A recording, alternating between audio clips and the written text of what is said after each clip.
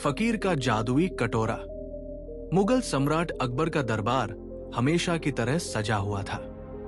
दरबार में मंत्री, सैनिक और दरबारी अपनी अपनी जगह पर बैठे थे।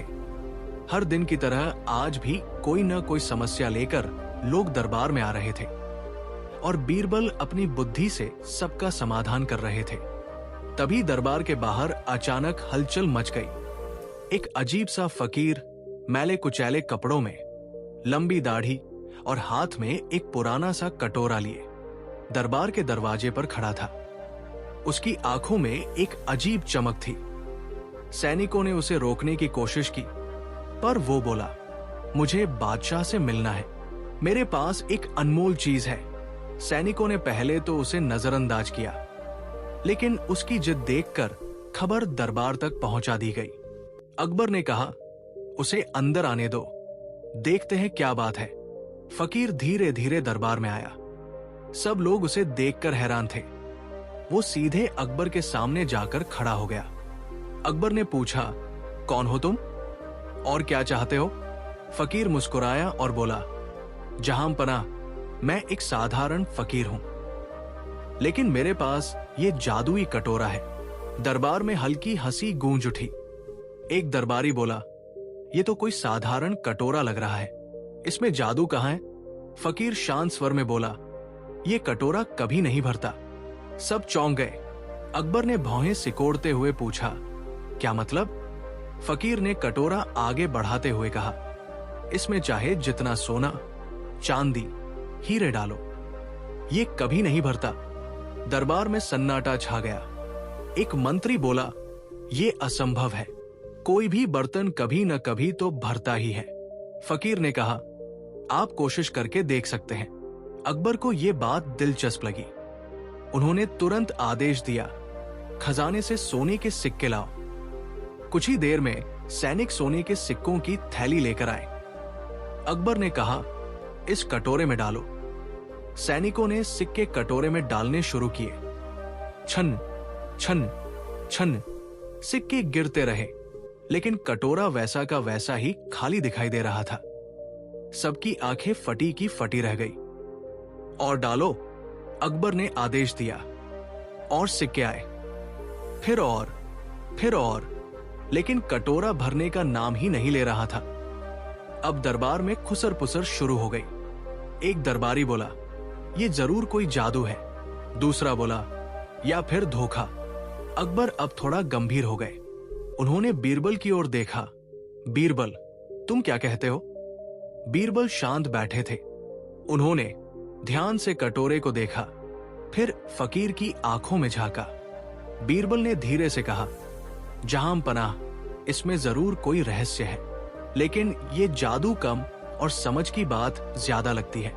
फकीर मुस्कुराया, अगर बीरबल इस रहस्य को समझ जाए तो मैं ये कटोरा यही छोड़ दूंगा।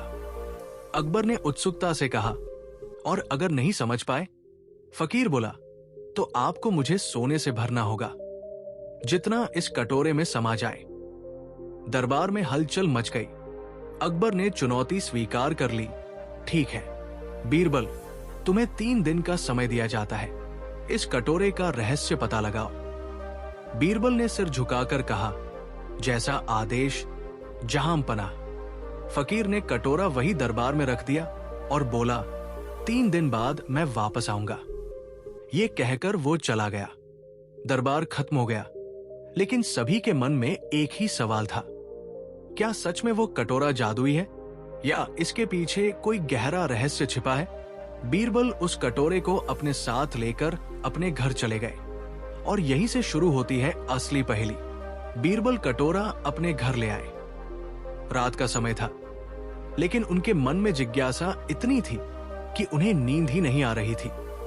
उन्होंने कटोरे को मेज पर रखा और ध्यान से उसे देखने लगे। साधारण मिट्टी का कटोरा, न कोई चमक, न कोई खास निशान। बीरबल खुद से बोले। उन्होंने कटोरे को उल्टा पुल्टा थपथपाकर देखा, यहां तक कि उसमें पानी डालकर भी जांच की, लेकिन कटोरा बिल्कुल सामान्य ही लग रहा था। तभी बीरबल की पत्नी वहां आई। उन्होंने पूछा, आज आप इतने परेशान क्यों हैं? बीरबल ने पूरी कहानी सुनाई। पत्नी ने हंसते हुए कहा, एक साधारण कटोरा कैसे कभी नहीं भर सकता? जरूर इसमें कोई चाल है। बीरबल मुस्कुराए, यही तो मुझे भी समझना है। रात गहराती गई, लेकिन बीरबल सोचते रहे। अचानक उनके मन में एक विचार आया। उन्होंने नौकर को बुलाया और कहा, कुछ अनाज और कुछ कंकड़ ले आओ। नौकर तुरंत सब ले आया। बीरबल ने पहले कटोरे में अनाज डालना शुरू किया, लेकिन आश्चर्य, कटोरा फिर भी खाली ही दिख रहा था। अब उन्होंने कंकड़ डाले, फिर भी वही नतीजा। बीरबल की आंखें चमक उठीं। इसका मतलब ये सिर्फ सोने चांदी के साथ ही नहीं, हर चीज के साथ ऐसा कर रहा है, उन्होंने सोचा। अगले दिन सुबह बीरबल बाजार की ओर निकल पड़े। वो कई कारीगरों और बर्तन बनाने वालों के पास गए। एक बूढ़े कुम्हार से उन्होंने पूछा, क्या तुम ऐसा कोई कटोरा बना सकते हो जो कभी न भरे? कुम्हार हंस पड़ा, महाराज, ऐसा कोई कटोरा दुनिया में नहीं बन सकता। हर बर्तन की एक सीमा होती है। बीरबल ने सिर हिलाया, लेकिन उनका संदेह और गहरा हो गया। अगर ये सामान्य बर्तन नहीं है, तो फिर रहस्य कहीं और है। वो वापस लौटते समय रास्ते में एक गरीब भिखारी को देख रुके। भिखारी लोगों से भीख मांग रहा था। कुछ दे दो, कुछ दे दो। एक आदमी ने उसे एक रोटी दी, लेकिन भिखारी ने तुरंत कहा, और दो, इससे क्या होगा? दूसरे ने पैसे दिए, फिर भी वो संतुष्ट नहीं हुआ। बीरबल कुछ देर उसे देखते रहे और अचानक उनके चेहरे पर हल्की मुस्कान आ गई। यही है असली बात, उन्होंने मन ही मन कहा। वो तुरंत महल लौट आए। अब उनके मन में शक नहीं, बल्कि एक मजबूत अनुमान था, लेकिन वो अभी भी पूरी तरह निश्चित होना चाहते थे। उस रात बीरबल ने एक और प्रयोग करने का फैसला किया। उन्होंने कटोरे को अपने सामने रखा और उसमें धीरे धीरे मिठाई डालने लगे। लेकिन इस बार उन्होंने एक अलग चीज की। उन्होंने खुद से कहा, मान लो कि ये कटोरा भर गया है। और जैसे ही उन्होंने ऐसा सोचा, उन्हें लगा जैसे कटोरा भर चुका है। बीरबल चौंक गए। तो ये खेल नजर का नहीं, सोच का है। उन्होंने गहरी सांस लेते हुए कहा। अब उन्हें लगभग पूरा विश्वास हो चुका था कि इस कटोरे का रहस्य क्या है, लेकिन उन्हें इसे साबित भी करना था।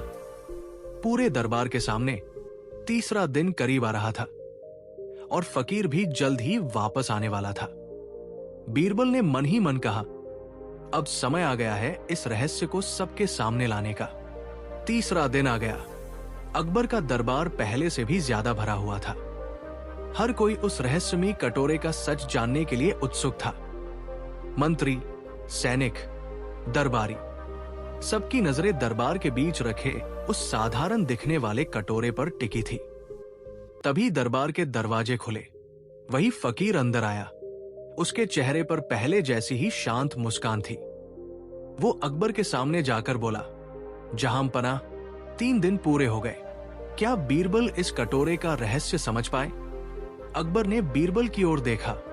बीरबल, अब सच सामने लाने का समय आ गया है। बीरबल धीरे धीरे आगे बढ़े। उनके चेहरे पर आत्मविश्वास साफ झलक रहा था। उन्होंने कहा, जहांपना, मुझे लगता है कि मैंने इस कटोरे का रहस्य समझ लिया है, लेकिन उसे साबित करने के लिए मुझे एक छोटा सा प्रयोग करना होगा। अकबर ने तुरंत अनुमति दी। तुम्हें जो करना है करो। बीरबल ने एक सेवक को बुलाया और कहा, दरबार में एक बहुत लालची आदमी को लाया जाए। कुछ ही देर में एक आदमी को लाया गया जो अपने लालच के लिए पूरे शहर में बदनाम था। बीरबल ने उससे पूछा, अगर तुम्हें सोना दिया जाए तो क्या तुम संतुष्ट हो जाओगे? वो आदमी हंस पड़ा, मुझे जितना ज्यादा सोना मिलेगा मैं उतना ही खुश होऊंगा, लेकिन संतुष्ट, वो तो कभी नहीं। दरबार में हल्की हंसी गूंज उठी। बीरबल ने मुस्कुराकर कहा, ठीक है, आज तुम्हें जितना सोना चाहिए मिलेगा। उन्होंने कटोरा उस आदमी के सामने रख दिया और सैनिकों को आदेश दिया, इसमें सोना डालो। सैनिकों ने सोने के सिक्के डालने शुरू किए। छन छन छन, लेकिन जैसे पहले हुआ था कटोरा फिर भी खाली ही दिख रहा था। लालची आदमी चिल्लाया, और डालो। अभी तो कुछ भी नहीं हुआ। और सोना डाला गया, फिर और, लेकिन कटोरा भरने का नाम ही नहीं ले रहा था। अब वो आदमी और भी लालच में आ गया। जल्दी करो, और डालो, मुझे और चाहिए। उसकी आंखों में एक अजीब सी भूख थी जो कभी खत्म नहीं हो रही थी। बीरबल ने अकबर की ओर देखा और बोले, जहां पनाह, अब आप इस कटोरे का असली जादू देख रहे हैं। अकबर ने हैरानी से पूछा, कैसा जादू? बीरबल ने उस लालची आदमी की ओर इशारा करते हुए कहा, यह कटोरा असल में किसी धातु या मिट्टी का नहीं, बल्कि इंसान की लालच का प्रतीक है। पूरा दरबार चुप हो गया। बीरबल आगे बोले, जब तक इंसान के मन में लालच है, तब तक यह कटोरा कभी नहीं भर सकता। फकीर यान से यह सब सुन रहा था। उसकी मुस्कान और गहरी हो गई। बीरबल ने आगे कहा, यह कटोरा हमें यह सिखाता है कि जो व्यक्ति कभी संतुष्ट नहीं होता, उसके लिए पूरी दुनिया की दौलत भी कम पड़ जाती है। अकबर अब समझ चुके थे। उन्होंने गहरी आवाज में कहा, तो इसका मतलब यह कटोरा असल में जादुई नहीं है। बीरबल मुस्कुराए, जादू इसमें नहीं है, जहां पनाह, जादू इंसान के मन में है। दरबार में सन्नाटा छा गया। हर कोई इस बात को समझने की कोशिश कर रहा था। तभी फकीर आगे बढ़ा और बोला, बीरबल, तुमने बिल्कुल सही पहचाना। यही इस कटोरे का असली रहस्य है। अकबर ने आश्चर्य से पूछा, तो तुमने ये सब क्यों किया? फकीर ने शांत स्वर में कहा, मैं लोगों को यह सिखाना चाहता था कि लालच कभी खत्म नहीं होता, और जो इसे नहीं समझता वो हमेशा खाली ही रहता है। अब दरबार में सभी लोग बीरबल की बुद्धि की प्रशंसा करने लगे। लेकिन कहानी अभी खत्म नहीं हुई थी, क्योंकि फकीर के पास अभी एक और रहस्य था। दरबार में सब लोग बीरबल की बुद्धिमानी की प्रशंसा कर रहे थे। अकबर भी बहुत प्रसन्न थे, लेकिन उनकी नजर अभी भी उस रहस्यमयी फकीर पर टिकी हुई थी। अकबर ने गंभीर स्वर में पूछा, फकीर, अब तो बताओ, तुम हो कौन और इस कटोरे के पीछे तुम्हारा असली उद्देश्य क्या है? फकीर कुछ क्षण चुप रहा, फिर उसने धीरे धीरे अपनी लंबी दाढ़ी को सहलाया और बोला, जहां पनाह, मैं कोई साधारण फकीर नहीं हूं। मैं एक यात्री हूं जो अलग अलग राज्यों में घूमकर लोगों की सोच को परखता है। दरबार में फिर से हलचल मच गई। फकीर आगे बोला, मैंने कई राजाओं के दरबार देखे, लेकिन वहां ज्यादातर लोग लालच में डूबे हुए मिले। कोई धन चाहता है, कोई सत्ता, और कोई और अधिक पाने की इच्छा में ही जीता रहता है। अकबर ध्यान से उसकी बातें सुन रहे थे, लेकिन यहां फकीर ने बीरबल की ओर देखते हुए कहा, मुझे एक ऐसा व्यक्ति मिला जिसने लालच के पीछे छिपे सत्य को समझ लिया। बीरबल विनम्रता से बोले, यह आपकी परीक्षा थी और आपका संदेश भी। फकीर ने सिर हिलाया, हां, लेकिन मेरी परीक्षा अभी पूरी नहीं हुई है। अकबर ने चौंक कर पूछा, क्या मतलब? फकीर ने कहा, जहां पनाह, आपने और आपके दरबार ने इस कटोरे का रहस्य समझ लिया, लेकिन क्या आप वास्तव में लालच से मुक्त हैं? यह सुनकर पूरा दरबार चुप हो गया। अकबर कुछ पल के लिए सोच में पड़ गए।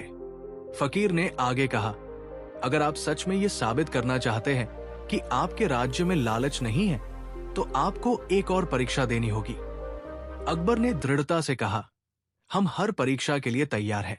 फकीर ने कहा, ठीक है, मैं चाहता हूं कि आप इस कटोरे को अपने खजाने में रखें और एक दिन तक इसे भरने की कोशिश करें। अकबर ने भौहें सिकोड़ते हुए पूछा, लेकिन हमने तो समझ लिया कि यह कभी नहीं भर सकता। फकीर मुस्कुराया, समझना और उसे जीना दोनों अलग बातें हैं, जहां पनाह।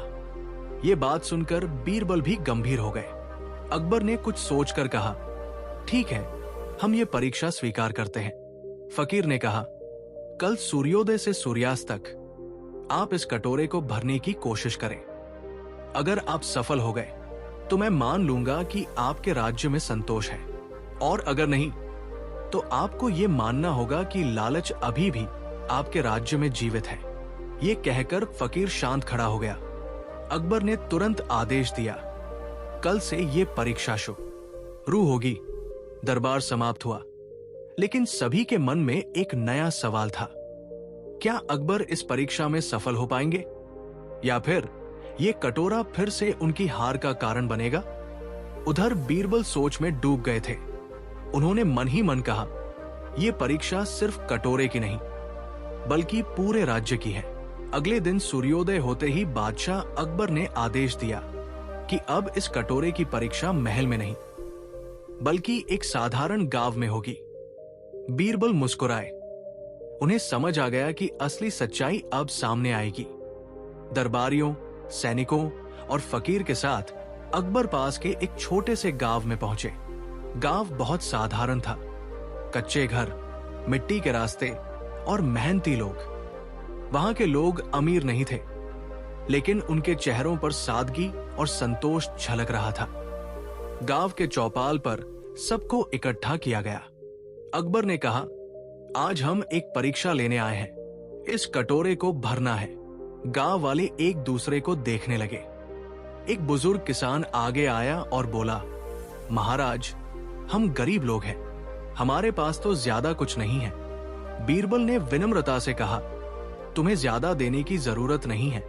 जो भी तुम्हारे पास है उसमें से थोड़ा सा इस कटोरे में डाल दो। सबसे पहले एक बूढ़ी औरत आगे आई। उसने अपनी झोली से थोड़ी सी दाल निकाली और कटोरे में डाल दी। फिर एक किसान आया, उसने मुट्ठी भर गेहूं डाला। एक बच्चा आया, उसने अपनी रोटी का छोटा टुकड़ा उसमें डाल दिया। धीरे धीरे पूरा गांव अपनी अपनी छोटी छोटी चीजें डालने लगा। लेकिन आश्चर्य, कटोरा अब भी खाली दिखाई दे रहा था। अकबर ने सोचा, तो यहां भी वही हो रहा है। तभी एक गरीब लड़की आगे आई। उसके पास सिर्फ एक सूखी रोटी थी। उसने रोटी को देखा, फिर मुस्कुराई और पूरा का पूरा टुकड़ा कटोरे में डाल दिया। बीरबल ध्यान से उसे देख रहे थे। उन्होंने पूछा, बेटी, तुमने अपनी पूरी रोटी क्यों दे दी? लड़की ने भोलेपन से कहा, महाराज, अगर किसी को जरूरत है तो थोड़ा देने से क्या फायदा, पूरा देना चाहिए। यह सुनकर बीरबल की आंखों में चमक आ गई। उन्होंने तुरंत कहा, जहांपनाह, अब आप खुद कटोरे में देखिए। अकबर ने झुककर कटोरे में देखा और इस बार वो चौंक गए। कटोरा भरा हुआ दिखाई दे रहा था। पूरा दरबार हैरान रह गया। फकीर भी मुस्कुरा उठा। अकबर ने आश्चर्य से पूछा, यह कैसे संभव है? बीरबल ने शांत स्वर में कहा, जहांपनाह, जब लालच से भरा मन इस कटोरे में डालता है तो ये कभी नहीं भरता, लेकिन जब संतोष और सच्चे दिल से कोई देता है तो ये तुरंत भर जाता है। गांव वाले ये सुनकर मुस्कुराने लगे। फकीर ने सिर झुकाकर कहा, यही सच्चा जादू है जो मुझे दिखाना था। अकबर अब पूरी तरह समझ चुके थे। उन्हें गांव वालों की ओर देखकर कहा, आज तुम लोगों ने हमें बहुत बड़ी सीख दी है। गांव के उस छोटे से चौपाल पर खड़े खड़े अकबर गहरी सोच में डूब गए थे। एक साधारण सी लड़की ने उन्हें वो सिखा दिया था जो बड़े बड़े दरबार और खजाने नहीं सिखा पाए। फकीर धीरे धीरे आगे बढ़ा और बोला, जहांपनाह, अब क्या आपको इस कटोरे का असली जादू समझ में आ गया? अकबर ने सिर झुकाकर कहा, हाँ, अब समझ में आ गया है। ये कटोरा नहीं, बल्कि इंसान का मन कभी नहीं भरता। बीरबल मुस्कुराए। फकीर ने आगे कहा, जहां लालच होता है वहां कभी संतोष नहीं आता, और जहां संतोष होता है वहां थोड़ी सी चीज भी बहुत लगती है। गांव वाले ये सब सुनकर खुश थे। अकबर ने उसी समय एक बड़ा निर्णय लिया। उन्होंने ऊंची आवाज में कहा, आज से हमारे राज्य में कोई भी भूखा नहीं सोएगा। सभी लोग चौंक गए। अकबर ने आगे कहा, हम अपने खजाने का उपयोग जरूरतमंदों की मदद के लिए करेंगे। जो गरीब है उन्हें अनाज मिलेगा, जो बेघर है उन्हें रहने की जगह दी जाएगी। गांव वालों की आंखों में खुशी के आंसू आ गए। बीरबल ने कहा, जहांपनाह, यही असली राजधर्म है। फकीर संतोष से मुस्कुराया। अब वो जाने लगा। अकबर ने उसे रोकते हुए पूछा, जाने से पहले अपनी असली पहचान तो बता दो। फकीर कुछ क्षण रुका, फिर बोला, मैं कोई खास नहीं हूं, बस एक यात्री हूं जो लोगों को उनकी असली सच्चाई दिखाता है। इतना कहकर वो धीरे धीरे भीड़ में गायब हो गया। किसी को पता ही नहीं चला कि वो कब और कहां चला गया। अकबर ने उस कटोरे को उठाया और कहा, यह कटोरा अब हमारे महल में नहीं रहेगा, इसे यही गांव में रखा जाएगा ताकि हर कोई इससे सीख ले सके। गांव के चौपाल में वो कटोरा रख दिया गया। अब वो सिर्फ एक बर्तन नहीं था, बल्कि एक सीख बन चुका था। एक ऐसी सीख जो हर किसी को याद दिलाती थी कि असली खुशी पाने में नहीं, बल्कि संतोष में है। बीरबल ने धीरे से कहा, जहां पनाह, आज ये कटोरा सच में भर गया है। अकबर ने मुस्कुराकर जवाब दिया, हाँ बीरबल, आज ये हमारे दिलों को भर गया है। कहानी की सीख, लालच कभी खत्म नहीं होता, संतोष ही सबसे बड़ा धन है। सच्ची खुशी देने में है, लेने में नहीं। ये कहानी यहीं पर समाप्त होती है और अगली कहानी शुरू होती है। अगर हमारी कहानी अच्छी लगे तो वीडियो को लाइक, चैनल को सब्सक्राइब करें। धन्यवाद। ठग का चैलेंज। जब अकबर की सल्तनत में आया मायावी ठग। मुगल सल्तनत का दौर था। शहंशाह जलालुद्दीन मोहम्मद अकबर के दरबार की चर्चा पूरी दुनिया में थी। उनके 9 रत्नों की बुद्धि और अकबर के न्याय के किस्से हर गली कूचे में सुनाए जाते थे। लेकिन इसी आगरा शहर की तंग गलियों में एक शख्स रहता था, चतुर सिंह। चतुर सिंह कोई साधारण चोर नहीं था, वो ठगों का ठग माना जाता था।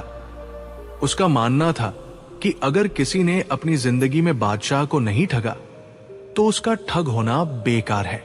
वो भेष बदलने में इतना माहिर था कि अपनी सगी मां को भी पहचान में ना आए। उसने तय किया कि वो अकबर को ठगेगा और ऐसा ठगेगा कि इतिहास उसे याद रखेगा। चतुर सिंह जानता था कि अकबर को नई और अजीबोगरीब चीजों का शौक है। उसने महीनों तक एक योजना पर काम किया। उसने एक पीतल के बीज को सोने के पानी में डुबोया और उसे एक मखमली डिबिया में सजाया।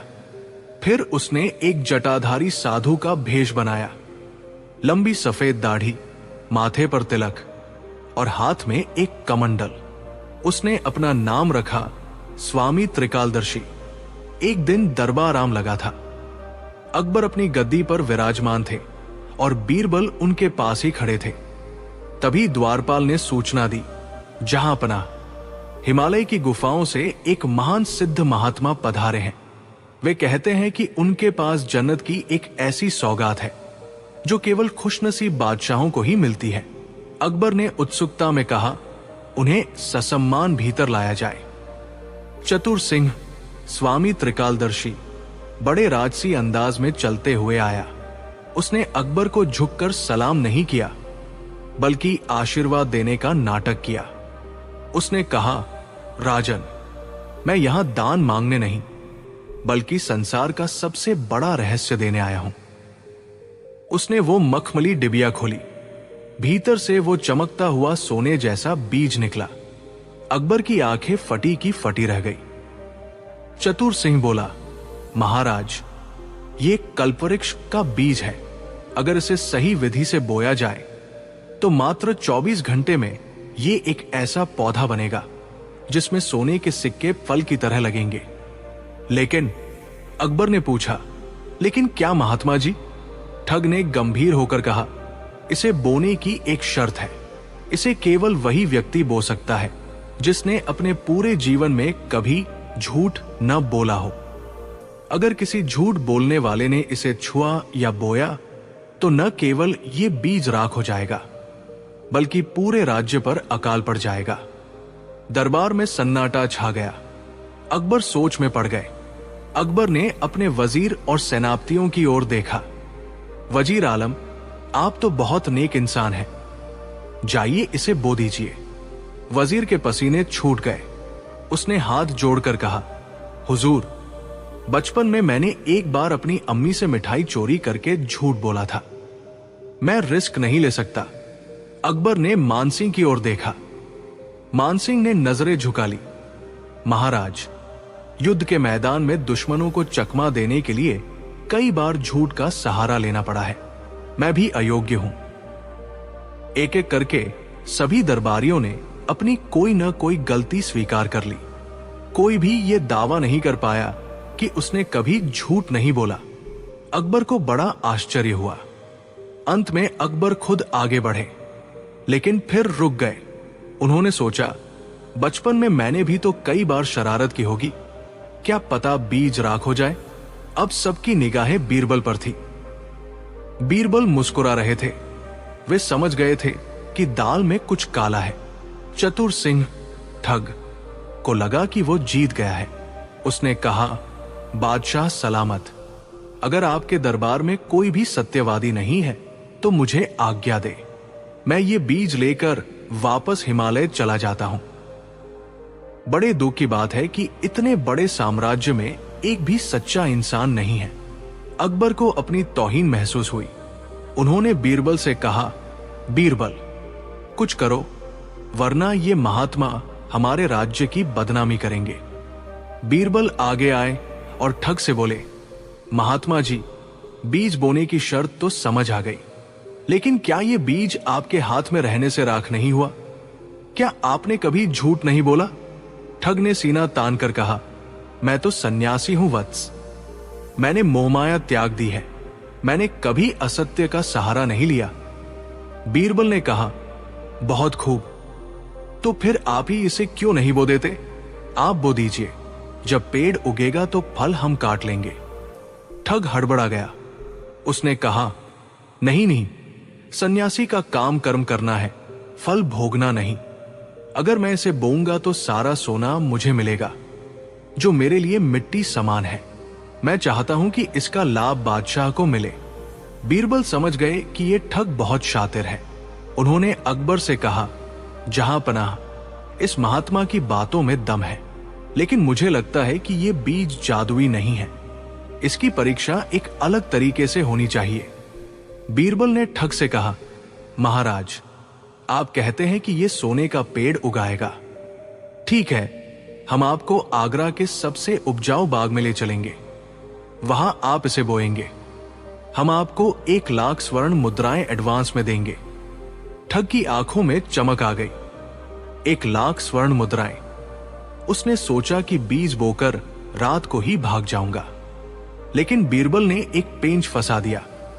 शर्त यह है कि जब तक पेड़ नहीं उगता, आप हमारे खास मेहमान बनकर शाही जेल के एक आलीशान कमरे में रहेंगे। जैसे ही कल सुबह पहला सोने का सिक्का पेड़ पर दिखेगा, आपको 1,00,000 के बजाय 10,00,000 स्वर्ण मुद्राएं दी जाएंगी। लेकिन अगर पेड़ नहीं उगा तो आपको झूठ बोलने के अपराध में हाथी के पैरों तले कुचलवा दिया जाएगा। ठग के चेहरे का रंग उड़ गया। आलीशान कमरा असल में जेल थी। उसे समझ आ गया कि बीरबल ने उसे मौत के जाल में फंसा दिया है। उस रात ठग को एक शाही कक्ष में रखा गया, जिसके बाहर कड़ा पहरा था।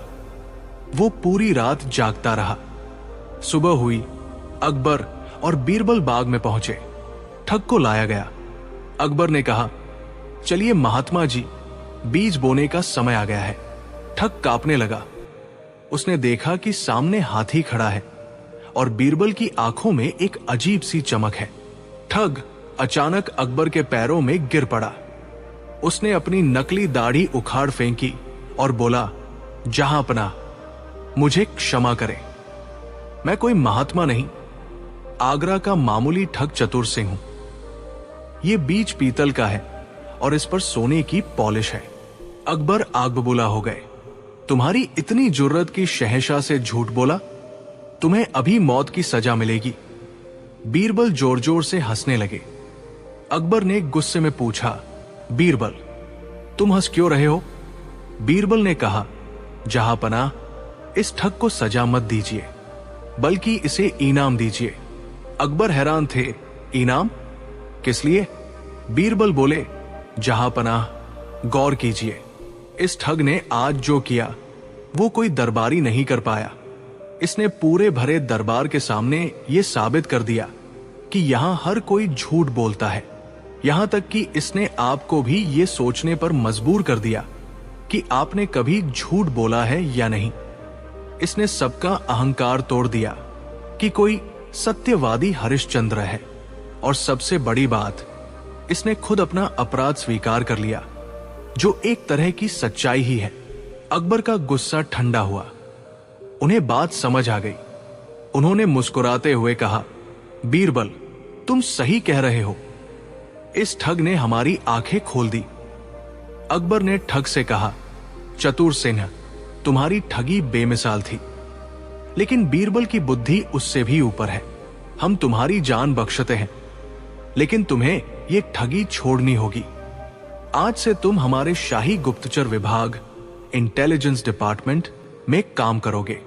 जो दूसरों को ठग सकता है, वो दुश्मनों की चालें भी पकड़ सकता है।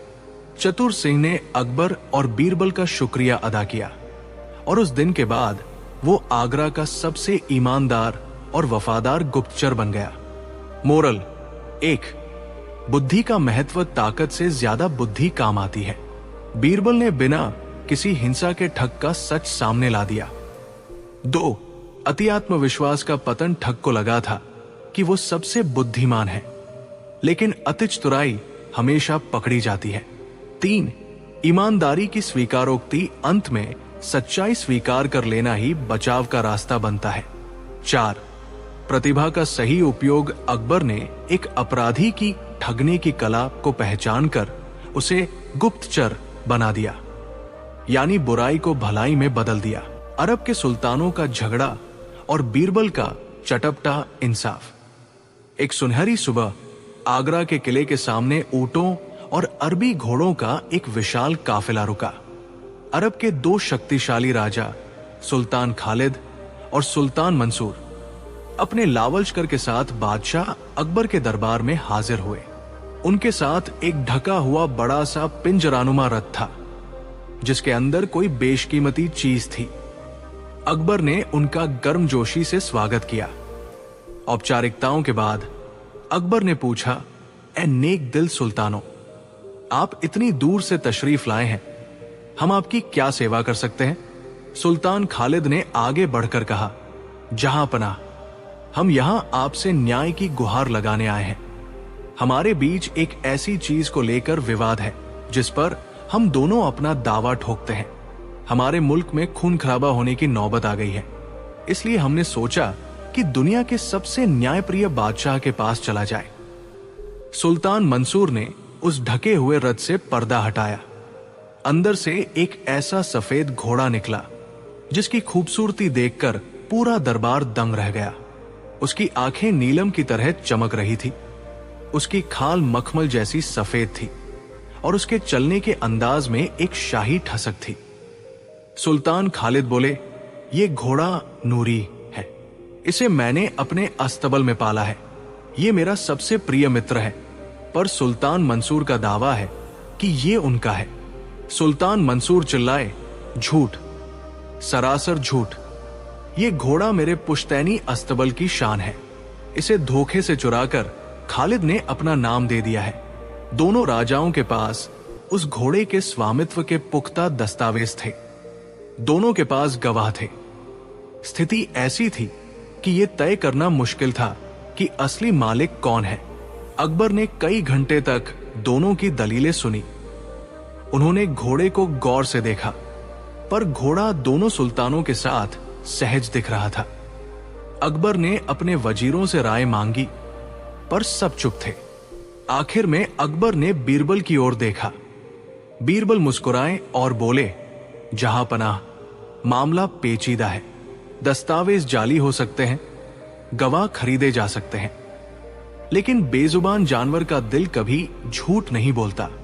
मुझे 3 दिन का समय दे और इन दोनों सुल्तानों को शाही मेहमान खाने में रुकने का आदेश दे। ये घोड़ा आज रात से मेरे संरक्षण में रहेगा।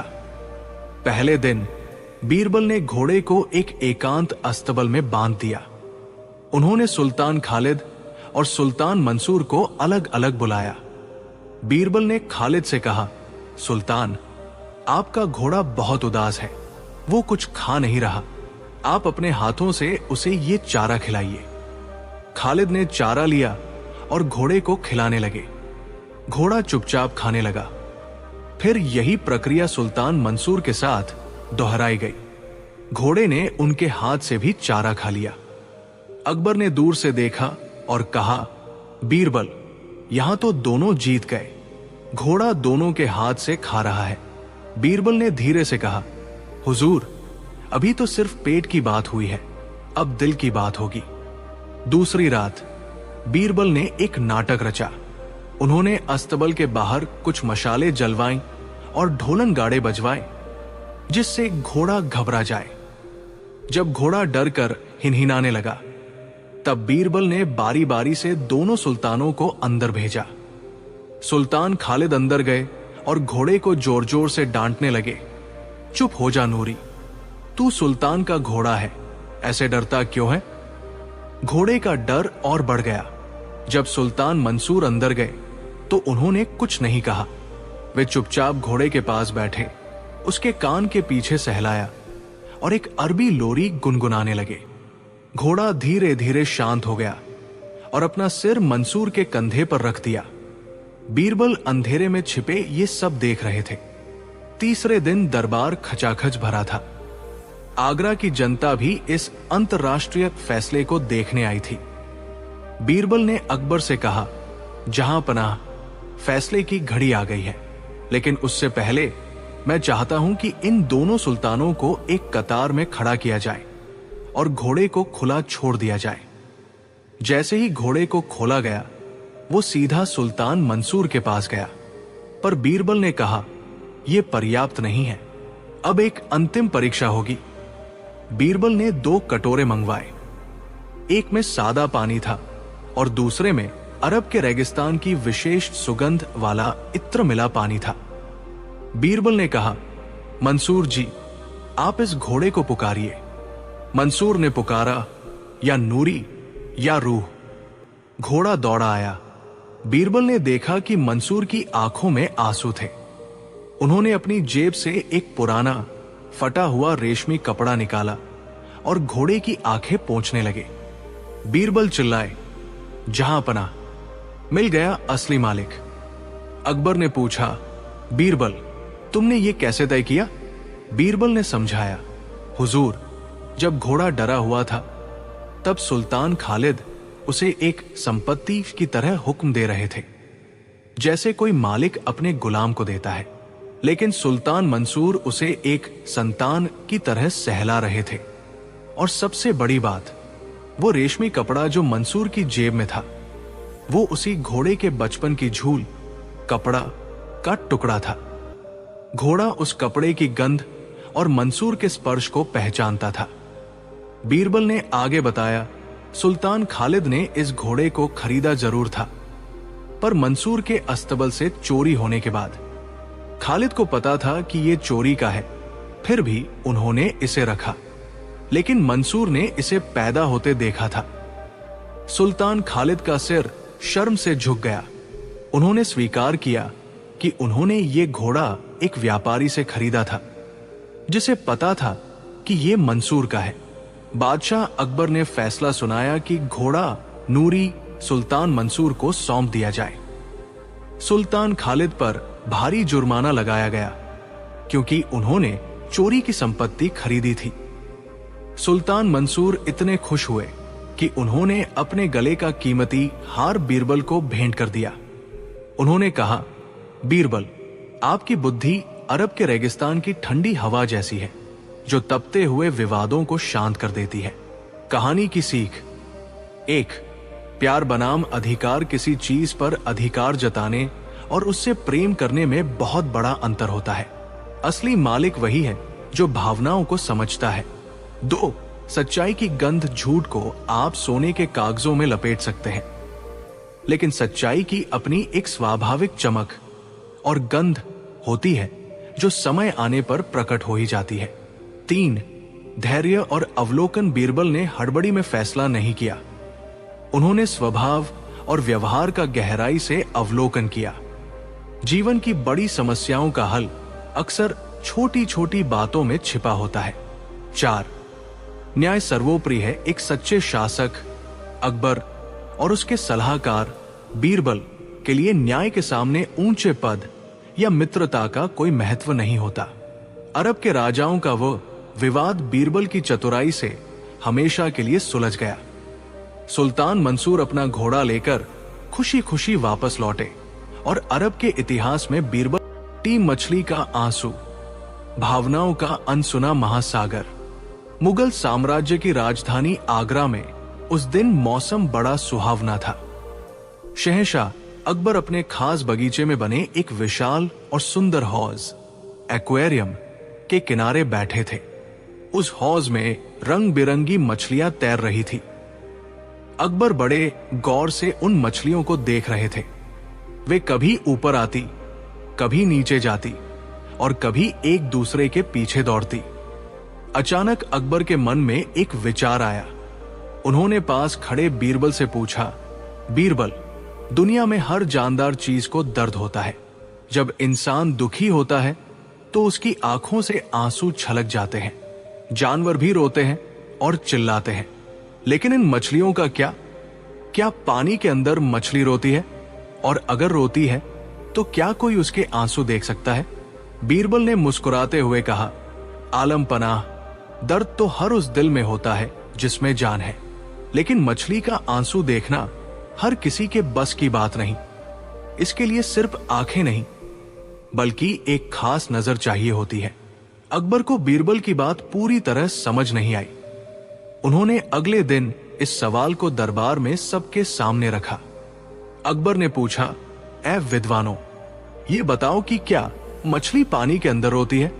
और अगर हां, तो उसके आंसू हमें क्यों नहीं दिखते? सबसे पहले मुल्ला दो प्याजा खड़े हुए और अपनी विद्वत्ता झाड़ते हुए बोले, जहां अपना, मछली एक जड़ जीव है। वो सिर्फ खाना और तैरना जानती है। उसमें भावनाएं, इमोशंस नहीं होती, इसलिए वो कभी नहीं रोती। रोने के लिए फेफड़े और गले की जरूरत होती है, जो मछली के पास नहीं होते। एक अन्य दरबारी ने हंसते हुए कहा, हुजूर, समंदर का पानी खारा, नमकीन क्यों होता है? शायद इसलिए क्योंकि सदियों से मछलियां रो रही हैं और उनके आंसुओं से ही पानी नमकीन हो गया है, पर हमें पता नहीं चलता। दरबार में ठहाका गूंज उठा। अकबर को यह जवाब पसंद नहीं आए। उन्होंने बीरबल की ओर देखा और कहा, बीरबल, तुम कहते हो कि मछली रोती है, क्या तुम इसे साबित कर सकते हो? क्या तुम मुझे मछली का आंसू दिखा सकते हो? बीरबल ने शालीनता से जवाब दिया, बेशक जहांपना, लेकिन इसके लिए आपको कल सुबह मेरे साथ यमुना के किनारे चलना होगा। मैं आपको मछली के आंसू की हकीकत दिखाऊंगा। अगली सुबह सूरज की पहली किरण के साथ अकबर और बीरबल यमुना नदी के तट पर पहुंचे। बीरबल ने पहले से ही एक मछुआरे को वहां बुला रखा था। बीरबल ने मछुआरे से कहा, आज तुम जाल डालो और कोई ऐसी मछली पकड़ो जो बहुत बड़ी हो और जिसके साथ उसके छोटे बच्चे भी हों। मछुआरे ने जाल फेंका। कुछ देर बाद जाल में एक बड़ी सुनहरी मछली फंस गई। जब जाल बाहर निकाला गया तो उस मछली के साथ कुछ नन्ही मछलियां भी जाल के पास छटपटा रही थी। जाल के अंदर फंसी बड़ी मछली तड़प रही थी। वो बार बार उछल रही थी ताकि वापस पानी में जा सके, जहां उसके बच्चे उसे पुकार रहे थे। बीरबल ने अकबर से कहा, जहां पनाह, इस मछली को गौर से देखिए, क्या आपको इसकी आंखों में कुछ दिख रहा है? अकबर ने पास जाकर देखा। मछली की आंखें गीली थी, जो कि स्वाभाविक था क्योंकि वो पानी से निकली थी, लेकिन उसमें एक अजीब सी तड़प और चमक थी। अकबर बोले, बीरबल, ये तो पानी है जो इसकी आंखों पर लगा है, इसे आंसू कैसे कह सकते हैं? बीरबल ने मछुआरे से कहा कि वो बड़ी मछली को एक अलग छोटे बर्तन में रख दे और उसके बच्चों को वापस नदी में डाल दे। जैसे ही ऐसा किया गया, वो बड़ी मछली और भी जोर जोर से तड़पने लगी। उसकी आंखों के पास से पानी की कुछ बूंदें लगातार गिर रही थी।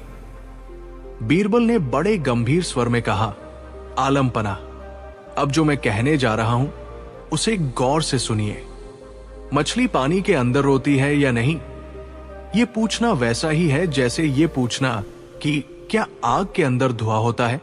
बीरबल ने विस्तार से समझाया, हुजूर, कुदरत का नियम है कि जो जीव जिस तत्व एलिमेंट में रहता है उसका दुख उसी तत्व में विलीन हो जाता है। जब इंसान रोता है तो उसके आंसू हवा में सूख जाते हैं या गालों पर दिखते हैं, क्योंकि हम हवा में रहते हैं। मछली पानी में रहती है, जब वो दुखी होती है तो उसके आंसू पानी में ही मिल जाते हैं। जैसे खारे समंदर में एक बूंद नमक की पहचान नहीं होती, वैसे ही अथाह जल में मछली का आंसू नहीं दिखता। बीरबल ने आगे कहा, लेकिन जहां पनाह असली आंसू आंखों से नहीं, तड़प से पहचाने जाते हैं। इस मछली की तड़प ही इसका आंसू है। जब ये अपने बच्चों से अलग हुई तो इसकी आंखों से जो पानी गिरा वो नदी का पानी नहीं, बल्कि इसके कलेजे का दर्द था। मछली का आंसू वही देख सकता है जो खुद उस जैसा दर्द महसूस कर सके। अकबर शांत हो गए। उन्होंने उस छटपटाती मछली को देखा और फिर गहरे बहते हुए यमुना के पानी को। उन्हें पहली बार एहसास हुआ कि हम अपनी भाषा और अपनी दुनिया के इतने आदी हो चुके हैं कि हम दूसरों के मौन दुख को समझ ही नहीं पाते। बीरबल ने एक और चटपटी बात जोड़ी, जहांपना। विद्वान कहते हैं कि मछली का आंसू सबसे पवित्र होता है, क्योंकि वह कभी जमीन पर गिरकर गंदा नहीं होता। वो सीधे उस खुदा के पास पहुंचता है जिसने उसे बनाया है। इसीलिए तो कहा जाता है कि बेजुबानों को मत सताओ, क्योंकि उनकी आह में और मछली के आंसू में बहुत असर होता है। तभी वहां मुल्ला दोपियाजा भी आ पहुंचे। वे अभी भी अपनी बात पर अड़े थे। उन्होंने कहा, बीरबल, ये सब दार्शनिक बातें हैं, विज्ञान ये नहीं मानता। मछली के आंसू ग्रंथियों टीयर ग्लैंड्स से नहीं निकलते। बीरबल ने मुस्कुराते हुए एक कटोरी ली और उसमें नदी का खारा पानी भरा। उन्होंने मुल्ला जी से कहा, मुल्ला जी, अगर आप इतने बड़े ज्ञानी हैं तो इस कटोरी के पानी में से मछली के आंसुओं को अलग करके दिखा दीजिए। अगर आप नहीं कर सकते तो इसका मतलब ये नहीं कि आंसू वहां नहीं है। इसका मतलब यह है कि आपकी अक्ल उस दर्द को पकड़ने के लिए बहुत छोटी है। दरबारी निरुत्तर हो गए और अकबर खिलखिलाकर हंस पड़े। अकबर ने बीरबल की इस गहरी और भावुक व्याख्या की बहुत प्रशंसा की। उन्होंने तुरंत उस मछली को वापस नदी में छुड़वा दिया। जैसे ही वो मछली अपने बच्चों से मिली, उसकी छटपटाहट शांत हो गई और वो तेजी से गहराई में चली गई। अकबर ने बीरबल से कहा, बीरबल, आज तुमने मेरी आंखें खोल दी। तुमने साबित कर दिया कि दुनिया में सबसे बड़ी भाषा करुणा, कंपैशन की है। जो दूसरों के अनकहे दर्द को पथ ले, वही सच्चा इंसान है। अकबर ने बीरबल को एक बहुमूल्य मछली के आकार का पन्ना, एमरल्ड जड़ित हार इनाम में दिया और कहा, यह उन आंसुओं के लिए है जिन्हें आज मैंने पहली बार अपनी रूह से देखा। कहानी की विस्तृत समीक्षा और नैतिक शिक्षा। ये कहानी हमें जीवन के कई महत्वपूर्ण सत्य सिखाती है। एक, संवेदनशीलता। हम अक्सर केवल उसी दुख को दुख मानते हैं जो चिल्लाकर या रोकर व्यक्त किया जाए, लेकिन बीरबल ने सिखाया कि मौन दुख सबसे गहरा होता है। हमें दूसरों की भावनाओं के प्रति संवेदनशील होना चाहिए, चाहे वे इंसान हो या मूक पशु पक्षी। 2, नजरिया मछली का आंसू पानी में नहीं दिखता। इसका मतलब ये नहीं कि वो रोती नहीं। इसी तरह समाज में कई लोग ऐसे होते हैं जो अपना दर्द किसी को नहीं बताते। हमें उनके चेहरे की मुस्कान के पीछे छिपे आंसुओं को समझने की कोशिश करनी चाहिए। 3, अहंकार का त्याग। मुल्ला दोपियाजा का तर्क केवल किताबी ज्ञान पर आधारित था, जबकि बीरबल का जवाब अनुभव और सहानुभूति पर। सच्चा ज्ञान वही है जो दिल को छू ले। 4, प्रकृति का संतुलन। हर जीव के पास अपनी भावनाओं को व्यक्त करने का अपना तरीका होता है। हमें किसी को छोटा या भावनाहीन नहीं समझना चाहिए। मछली का आंसू महज एक कहानी नहीं, बल्कि एक सबक है। यह हमें सिखाती है कि हम एक ऐसे समाज का निर्माण करें जहां बिना बोले भी एक दूसरे का दर्द समझा जा सके। बीरबल की बुद्धिमानी ने न केवल अकबर का मनोरंजन किया, बल्कि उन्हें एक दयालु सम्राट, शहंशाह की दाढ़ी और बीरबल की मिठाई, एक बुद्धिमानी की दास्तान। भारत के इतिहास में जब भी बुद्धिमानी और हाजिर जवाबी की बात होती है तो शहंशाह जलालुद्दीन मोहम्मद अकबर और उनके नवरत्नों में सबसे चमकदार रत्न बीरबल का नाम सबसे पहले आता है। दिल्ली का शाही दरबार अपनी भव्यता के लिए विश्व प्रसिद्ध था। ऊंचे स्तंभ, रेशमी पर्दे, इत्र की खुशबू और चारों तरफ दरबारी शिष्टाचार का सख्त माहौल। एक दिन दरबार लगा हुआ था। शहंशाह अकबर अपने सिंहासन पर विराजमान थे। चारों तरफ सन्नाटा था, केवल पंखों के हिलने की आवाज आ रही थी। लेकिन आज शहंशाह के चेहरे पर कुछ अलग भाव थे। वे थोड़े गंभीर दिख रहे थे, पर उनकी आंखों में एक शरारत भरी चमक भी थी। सुबह जब अकबर अपने हरम महल के निजी कक्ष में अपने नन्हे पोते के साथ खेल रहे थे, तब एक ऐसी घटना घटी जिसने इस कहानी की नींव रखी। खेलते खेलते नन्हा शहजादा अकबर की गोद में चढ़ गया और खिलखिलाते हुए उसने शहंशाह की घनी और रौबदार दाढ़ी का एक बाल जोर से खींच लिया।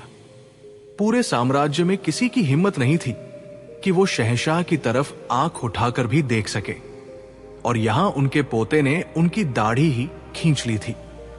अकबर को दर्द तो हुआ, लेकिन पोते की मासूमियत देखकर उनका दिल भर आया। इसी घटना ने उनके मन में दरबारियों की बुद्धि की परीक्षा लेने का विचार पैदा किया। जब दरबार पूरी तरह सज गया तो अकबर ने अपनी रेशमी दाढ़ी पर हाथ फेरते हुए गंभीर स्वर में कहा, ऐ मेरे वफादार दरबारियों, आज सुबह किसी ने मेरी दाढ़ी खींचने का दुस्साहस किया है। अब आप ही बताइए कि उस गुस्ताख को क्या सजा दी जानी चाहिए। अकबर के मुख से यह सुनते ही पूरे दरबार में सन्नाटा पसर गया। दरबारी एक दूसरे का मुंह ताकने लगे। शहंशाह की दाढ़ी खींचना, यह तो सीधे सीधे शहंशाह का अपमान और राजद्रोह था। सबसे पहले शहंशाह के कट्टर विरोधी और ईर्ष्यालु दरबारी मुल्ला दोपियाजा खड़े हुए। उन्होंने अपनी नाराजगी जाहिर करते हुए कहा, जहां पनाह, यह तो घोर अपराध है।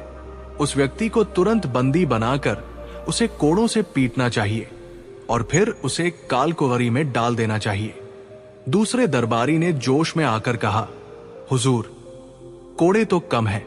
जिसने शहंशाह की दाढ़ी पर हाथ डालने की जुर्रत की, उसके हाथ काट देने चाहिए ताकि भविष्य में कोई ऐसा सोच भी न सके। तीसरे दरबारी ने चिल्लाकर कहा, नहीं शहंशाह, उसे हाथी के पैरों तले कुचलवा देना चाहिए। यह सल्तनत की आन बान और शान का सवाल है। एक के बाद एक दरबारी अपनी वफादारी साबित करने के लिए कठोर से कठोर सजाएं सुझाने लगे। कोई फांसी की सजा मांग रहा था तो कोई देश निकाला। अकबर चुपचाप सबकी बातें सुन रहे थे, लेकिन उनकी नजरें बीरबल पर टिकी थी, जो कोने में शांत खड़े मुस्कुरा रहे थे। अकबर ने बीरबल की ओर इशारा करते हुए कहा, बीरबल, तुम शांत क्यों हो? क्या तुम्हें नहीं लगता कि यह बहुत बड़ा अपराध है?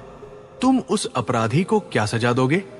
बीरबल ने आगे बढ़कर झुककर सलाम किया और बड़ी विनम्रता से कहा, आलमपना, मेरे विचार में इन सब की सजाएं बहुत छोटी है।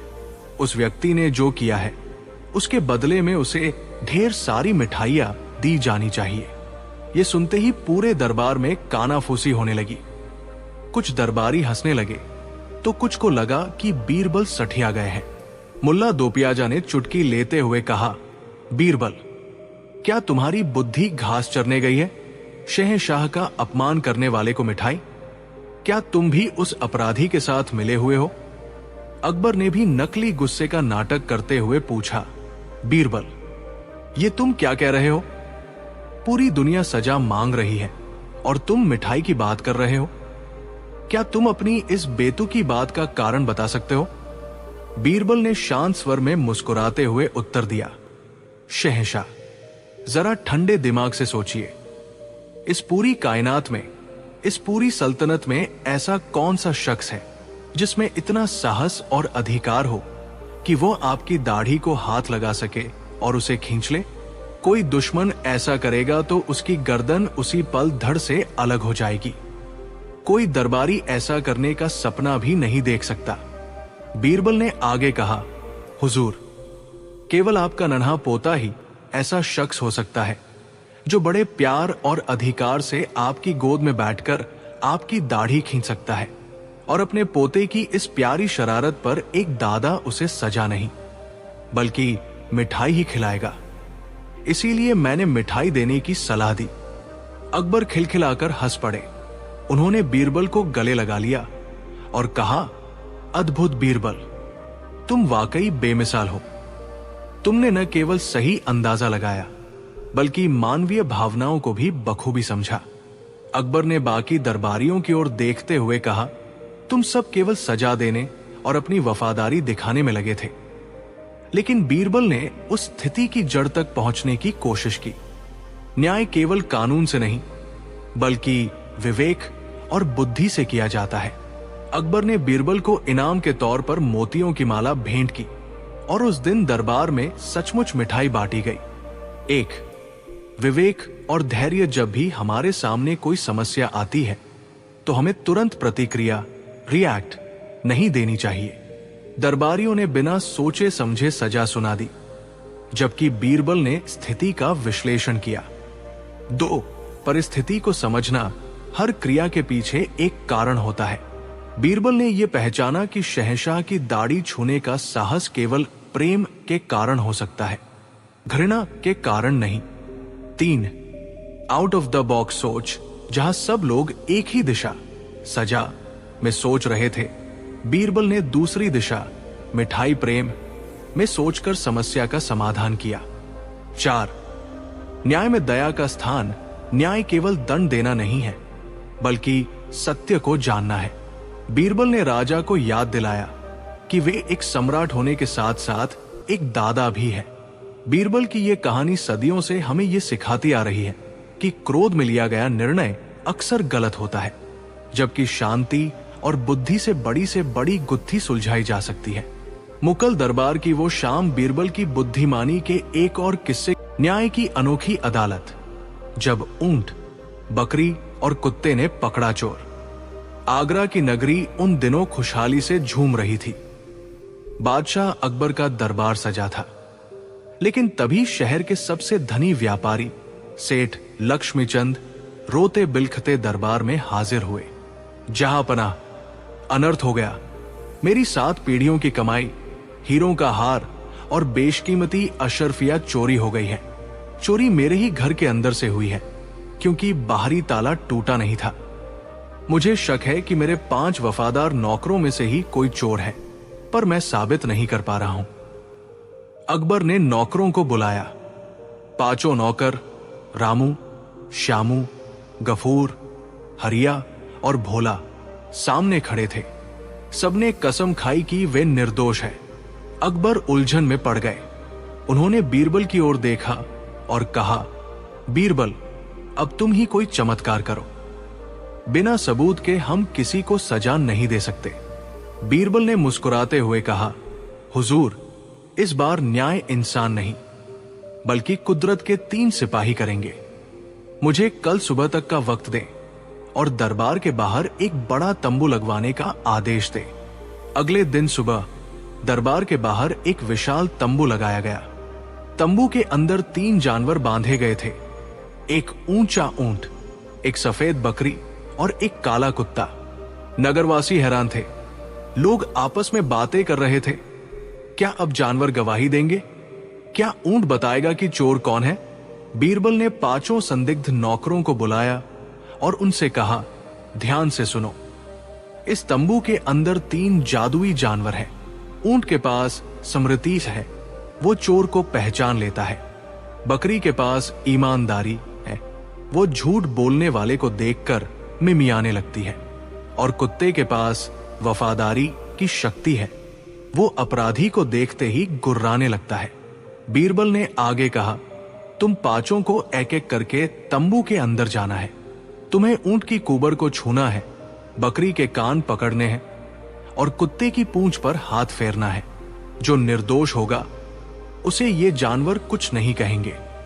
लेकिन जैसे ही चोर इन तीनों को छुएगा, ऊंट उसे लात मारेगा, बकरी चिल्लाएगी और कुत्ता उसे काट लेगा। जाओ, एक एक करके अंदर जाओ। नौकर डर गए, लेकिन बीरबल की असली चाल कुछ और थी।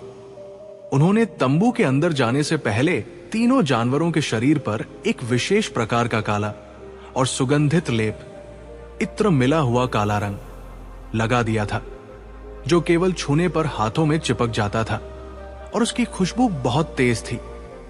सबसे पहले रामू अंदर गया। वो ईमानदार था। उसने निडर होकर ऊंट को छुआ, बकरी को सहलाया और कुत्ते की पूंछ को हाथ लगाया। जानवर शांत रहे। फिर श्यामू और गफूर गए। वे भी निर्दोष थे, उन्होंने भी वही किया। अब बारी थी हरिया की। हरिया ही असल में चोर था। जैसे ही वो अंधेरे तंबू में घुसा, उसका दिल जोर जोर से धड़कने लगा। उसने सोचा, अगर मैंने ऊंट को छुआ और उसने लात मार दी तो? अगर कुत्ता भौंक पड़ा तो मेरी पोल खुल जाएगी। बीरबल ने कहा है कि ये जादुई जानवर है, बेहतर है कि मैं इन्हें छू ही नहीं। मैं बस अंदर जाकर थोड़ी देर रुकूंगा और बाहर आकर कह दूंगा कि मैंने सबको छू लिया। हरिया तंबू के अंदर गया, जानवरों के पास खड़ा रहा, लेकिन डर के मारे उन्हें हाथ तक नहीं लगाया। वो चुपचाप बाहर आ गया। अंत में भोला गया, जो निर्दोष था। उसने भी जानवरों को छुआ। पांचों नौकर बाहर कतार में खड़े हो गए। बीरबल ने कहा, जहांपना, अब न्याय का क्षण आ गया है। अकबर ने कहा, पर बीरबल, न तो ऊंट ने लात मारी, न बकरी चिल्लाई और न ही कुत्ता भौंका। फिर चोर का पता कैसे चलेगा? बीरबल मुस्कुराए और बोले, हुजूर, जादुई जानवर नहीं, बल्कि इंसान का डर और उसकी नीयत बोलती है। कृपया इन पांचों नौकरों को कहें कि वे अपनी हथेलियां ऊपर करें। जैसे ही पांचों ने हाथ फैलाए, अकबर और पूरा दरबार हैरान रह गया। रामू, श्यामू, गफूर और भोला की हथेलियां काली थी और उनसे मोगरे की तेज खुशबू आ रही थी, लेकिन हरिया की हथेलियां बिल्कुल साफ थी। बीरबल दहाड़कर बोले, हरिया, तू ही चोर है। हरिया थरथर कांपने लगा और बीरबल के पैरों में गिर पड़ा। उसने कबूल कर लिया कि उसने ही गहने चुराए थे। उसने बताया कि वो जानवरों के जादुई न्याय से इतना डर गया था कि उसने उन्हें छूने की हिम्मत ही नहीं की, जबकि बाकी चारों ने निडर होकर उन्हें छुआ। ऊंट, बकरी और कुत्ते का प्रतीक। अकबर ने बीरबल की तारीफ करते हुए पूछा, बीरबल, तुमने इन तीन जानवरों को ही क्यों चुना? बीरबल ने बहुत ही मर्मस्पर्शी जवाब दिया। 1. ऊंट ये सब्र और याददाश्त का प्रतीक है। चोर को लगा कि ऊंट उसके पुराने पाप याद रखेगा। 2. बकरी ये मासूमियत का प्रतीक है। चोर को लगा कि उसकी चालाकी एक मासूम के सामने नहीं टिकेगी। 3. कुत्ता ये सतर्कता और वफादारी का प्रतीक है। चोर को अपनी गद्दारी पकड़े जाने का डर कुत्ते के रूप में सता रहा था। बीरबल ने कहा, हुजूर, असल में न्याय उन जानवरों ने नहीं, बल्कि हरिया के अपने डर ने किया। अपराधी का मन हमेशा अशांत रहता है। बीरबल जानते थे कि जो निर्दोष है वो बेझिझक काम करेगा, जो दोषी है वो खुद को बचाने के चक्कर में नई गलती करेगा। 2. ग्रामीण भारत में ऊंट, बकरी और कुत्ते घर के सदस्यों की तरह होते हैं।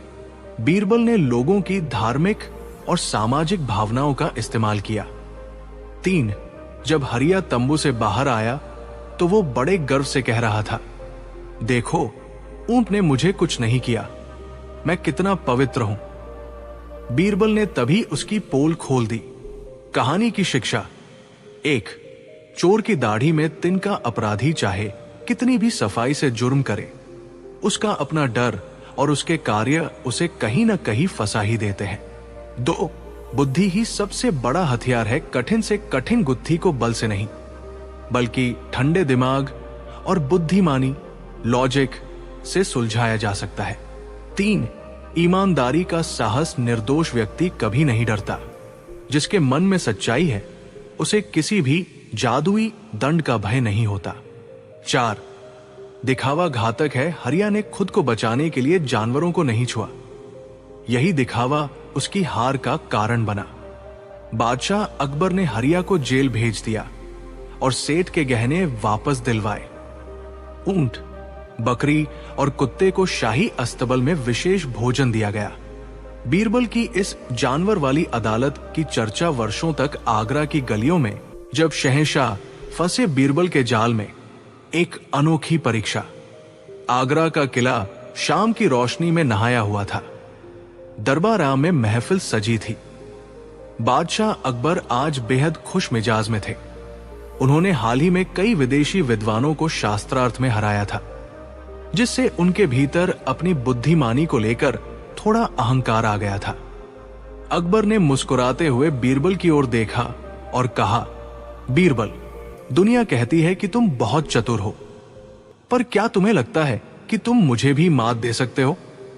मुझे लगता है कि एक बादशाह को धोखा देना या उसकी परीक्षा लेना नामुमकिन है, क्योंकि बादशाह की नजर बाज जैसी होती है। बीरबल ने विनम्रता से सिर झुकाया और बोले, जहांपनाह, आपकी बुद्धिमानी का कोई सानी नहीं है, पर याद रहे, बाज भी कभी कभी बादलों के भ्रम में फंस जाता है। अगर आप इजाजत दें तो मैं आपकी एक छोटी सी परीक्षा लेना चाहूंगा। अकबर खिलखिलाकर हंसे। मंजूर है बीरबल।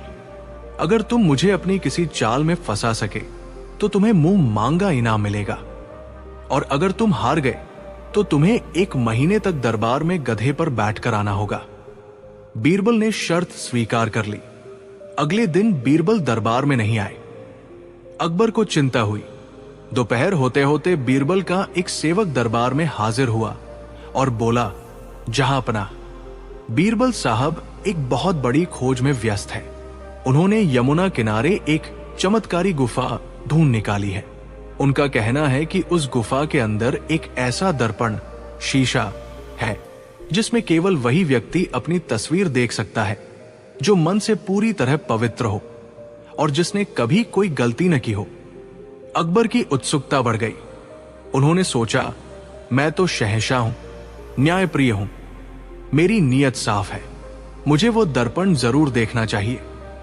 अकबर फौरन अपने कुछ खास दरबारियों के साथ यमुना किनारे पहुंचे। वहां बीरबल एक पुरानी झाड़ी और गुफा के मुहाने पर कुछ मंत्र पढ़ रहे थे। बीरबल ने अकबर को देखते ही कहा, हुजूर, आप सही समय पर आए हैं।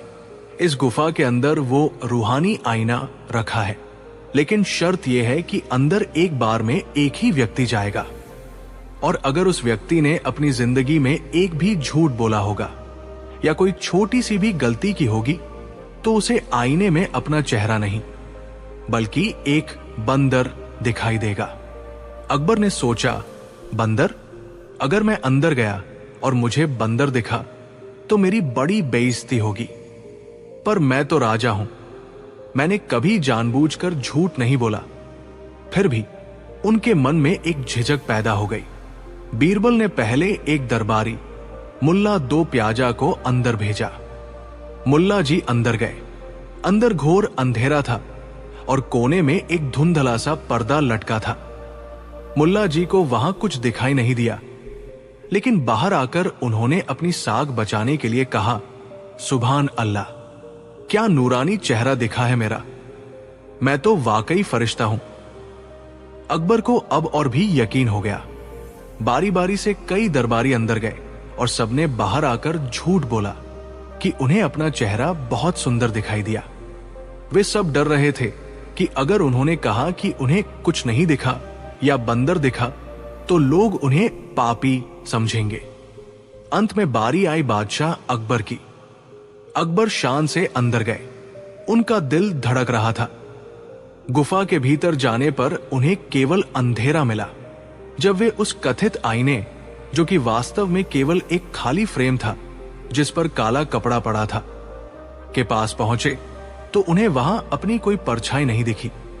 अकबर पसीने पसीने हो गए।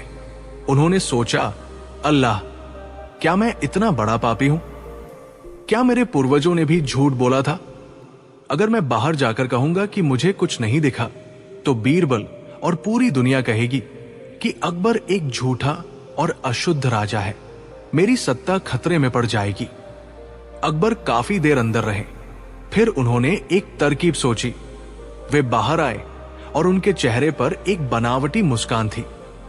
उन्होंने कहा, बीरबल, अद्भुत।